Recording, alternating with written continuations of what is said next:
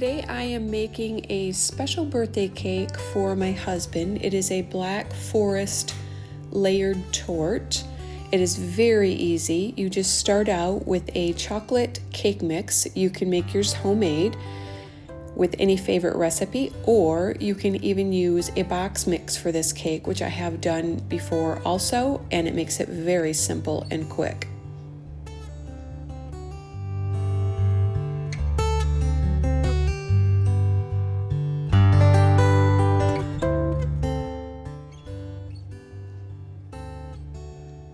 So what I do when I'm making this cake is I actually bake it in 3 round cake pans, and I do very thin layers because then you don't have to slice the cake, and it makes it really simple to put this layered forest cake together.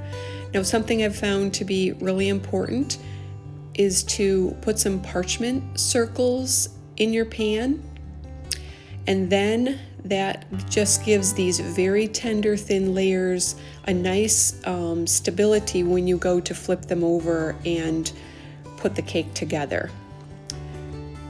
Then I just simply pour the layers as evenly as I can. I just eyeball it. I give the pans a little tap to make sure that it's as level as I can get it evenly across the pan. Then I just put them in the oven, and I am going to bake these for 10 minutes. And they're so thin and tender, they really don't take any longer than that. When I check them, after the timer goes off, they are perfect. So we're going to take them out of the oven, and I like to cool them on the cooling racks for about 3 to 5 minutes, and then they'll start to pull away from the sides, and we'll then take them right out of the pan. I just work with my hands around it. You can see that parchment paper stays right on the bottom. I'm going to let it cool with that parchment paper on, because that's going to help me when I go to layer it and decorate it. I'm going to cover these with 2 towels because I want to keep that steam in the cakes as they cool. I'm going to let them cool a good hour, maybe even 2, until I get back to it. Now that my cakes are completely cooled, I am going to make my whipped cream, and I am just using 2 cups of heavy organic whipping cream, and I just whip it to be very stiff. I'll sweeten it with about 1/3 cup of powdered sugar, and you can use a little less or a little more if you like it sweeter. I find this to be perfect for 2 cups. Then I just take my cake layers out, and I actually had to slide them in a Ziploc bag because a little bit too much time went by. I pull that parchment paper off, and I just put that first layer of whipped cream nicely spread around. Then I open my cherry pie filling, and I'm using my home canned cherry pie filling.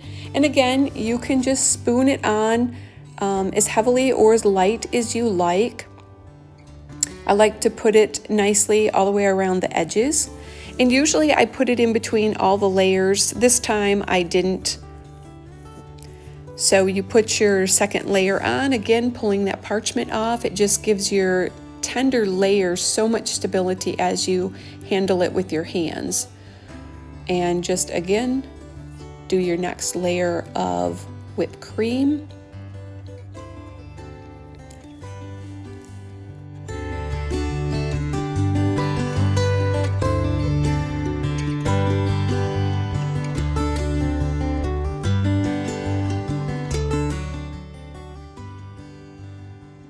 On the very top layer, I will put my whipped cream not all the way to the edges. I leave it mostly in the center, and I just feel like that holds the cherry pie filling in nicely.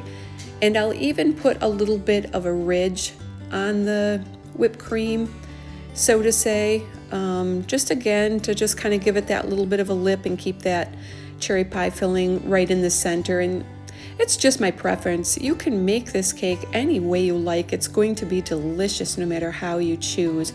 You could have it drizzling all down the sides if you wanted to. So once you have your final cherry pie filling on top, this cake is done, and you need to store it in the refrigerator until you're ready to serve it. It will be so delicious. Your family is going to love it.